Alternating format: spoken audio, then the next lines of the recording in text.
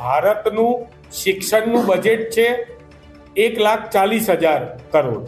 લગભગ આટલા જ પૈસા જ્યારે વાલીને વિદ્યાર્થીઓ અને પોતાની મહેનત ખર્ચતા હોય અને પછી આ જ્યારે પેપર ફૂટે, આજે જ્યારે સમગ્ર ગુજરાતની અંદર પ્રેસ કોન્ફરન્સના માધ્યમથી ગુજરાત પ્રદેશ કોંગ્રેસ સમિતિ આજે આ છાત્રગુંજ કાર્યક્રમ જે છે એના વિશેની આપને માહિતી આપી રહી છે કે આખા દેશમાં 89 કરતાં વધારે વખત પેપર ફૂટ્યા હોય.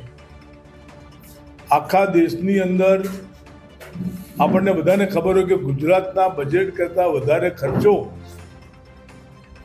જ્યારે વાલીઓ અને વિદ્યાર્થીઓ પોતાની તૈયારી કરીને કરતા હોય અને આ આખો ઇનિશિયેટિવ લઈને આખા દેશની અંદર એમાં વિશેષ કરીને કોટામાં આપણે સૌએ જોયું હશે કે જે છાત્રગુંજ કર્યો અને છાત્રોને સંબોધ્યા અને છાત્રોએ પણ જે રિસ્પોન્સિવ થયા છે.